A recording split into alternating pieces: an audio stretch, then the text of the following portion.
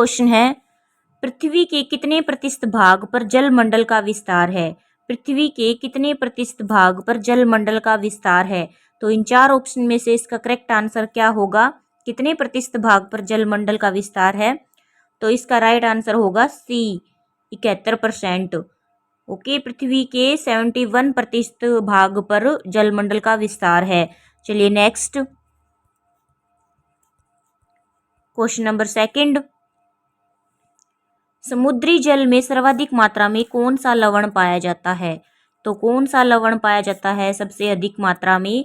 इसका correct answer क्या होगा? इसका करेक्ट आंसर है बी, सोडियम क्लोराइड। समुद्री जल में सबसे अधिक मात्रा में जो लवण पाया जाता है वो पाया जाता है सोडियम क्लोराइड। चलिए नेक्स्ट क्वेश्चन नंबर थर्ड, सबसे लवणीय सागर है, सबसे लवणीय सागर कौन सा है? इसका करेक्ट आंसर क्या होगा? इसका करेक्ट आंसर होगा डी, मृत सागर है सबसे लवणीय सागर। चलिए नेक्स्ट क्वेश्चन नंबर फोर्थ, पाक जल संधि किन दो देशों को अलग करती है? पाक जल संधि किन दो देशों को अलग करती है? तो इसका करेक्ट आंसर क्या होगा इन चार ऑप्शन में से? तो इसका राइट आंसर है बी, भारत एवं श्रीलंका को पाक जल संधि है वो दोनों देशों को अलग करती है। ओके, भारत एवं श्रीलंका। चलिए नेक्स्ट क्वेश्चन नंबर फिफ्थ, भूमध्य सागर एवं अटलांटिक महासागर को कौन सी जल संधि जोड़ती है? तो कौन सी जल संधि जोड़ती है? इसका करेक्ट आंसर क्या होगा? इसका करेक्ट आंसर होगा डी, जिब्राल्टर। ओके, ये जो जल संधि है ये भूमध्य सागर एवं अटलांटिक महासागर को जोड़ती है। चलिए नेक्स्ट, और फ्रेंड्स अगर आपने इससे पहले वाली वीडियो नहीं देखी है तो आप वो वीडियो भी ज़रूर देखना। उसमें मैंने प्रीवियस ईयर एग्जाम के जो क्वेश्चन है जो आपके एग्जाम के लिए वेरी इंपॉर्टेंट है वो क्वेश्चंस करवाए हैं। उन सभी वीडियो का जो लिंक है आपको डिस्क्रिप्शन बॉक्स में मिल जाएगा, आप वहाँ से भी उसको देख सकते हैं। तो चलिए चलते हैं नेक्स्ट क्वेश्चन की तरफ। क्वेश्चन नंबर सिक्स्थ, पनामा नहर किन दो महासागरों को जोड़ती है? पनामा नहर किन दो महासागरों को जोड़ती है? तो इसका राइट आंसर क्या होगा? इसका राइट आंसर होगा बी, प्रशांत महासागर एवं अटलांटिक महासागर को जोड़ती है।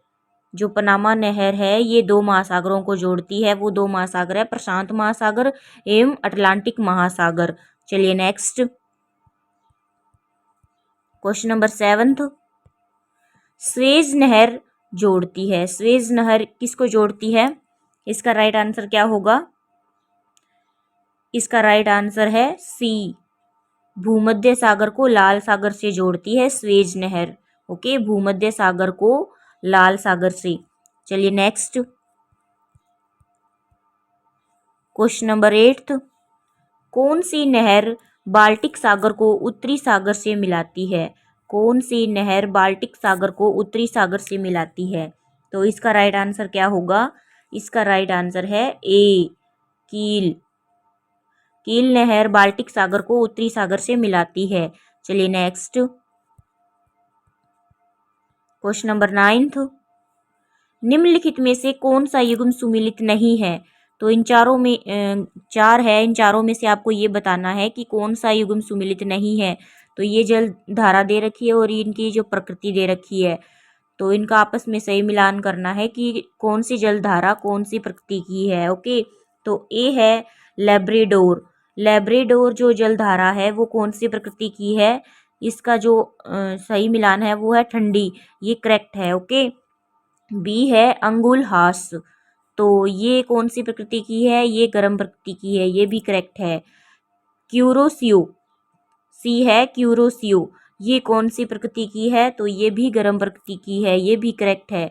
डी है गल्फ स्ट्रीम, इसका जो आंसर है ये रोंग है, ठंडी प्रकृति की नहीं होती, ये गर्म प्रकृति की होती है। गल्फ स्ट्रीम कौन सी प्रकृति की होती है? ये गर्म प्रकृति की होती है। ओके, ये भी ध्यान रखना। तो जो इन चारों में से युग्म सुमेलित नहीं है वो है डी, गल्फ स्ट्रीम ठंडी प्रकृति की नहीं गर्म प्रकृति की होती है।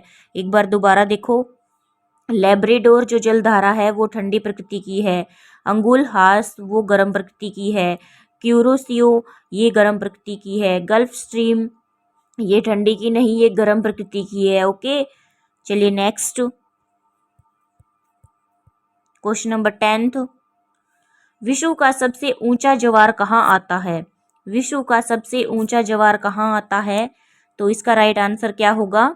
इसका राइट आंसर है बी, फंडी की खाड़ी में। ओके, फंडी की खाड़ी में विश्व का सबसे ऊंचा ज्वार आता है। चलिए नेक्स्ट क्वेश्चन नंबर 11th। ज्वार भाटा की उत्पत्ति में किसका प्रभाव अधिक होता है? ज्वार भाटा की उत्पत्ति में किसका प्रभाव अधिक होता है? तो इसका राइट आंसर क्या होगा? इसका राइट आंसर होगा सी, चंद्रमा का। ज्वार भाटा की उत्पत्ति में जो अधिक प्रभाव होगा वो होगा चंद्रमा का। चलिए नेक्स्ट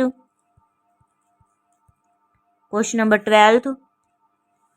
निम्नलिखित में से कौन सी नदी ब्रंश घाटी से होकर बहती है? कौन सी नदी है जो ब्रंश घाटी से होकर बहती है? तो इसका राइट आंसर क्या होगा? इसका राइट आंसर है सी, नर्मदा नदी। ये जो नदी है ये ब्रंश घाटी से होकर बहती है। चलिए नेक्स्ट क्वेश्चन नंबर 13। किस सभ्यता को नील नदी का वरदान कहा जाता है? कौन सी सभ्यता है जिसको नील नदी का वरदान कहा जाता है? तो इसका करेक्ट आंसर क्या होगा? तो इसका करेक्ट आंसर है डी, मिस्र की सभ्यता। इस सभ्यता को नील नदी का वरदान कहा जाता है। चलिए नेक्स्ट क्वेश्चन नंबर 14। चीन सागर में आने वाले उष्णकटिबंधीय चक्रवात को क्या नाम दिया गया है?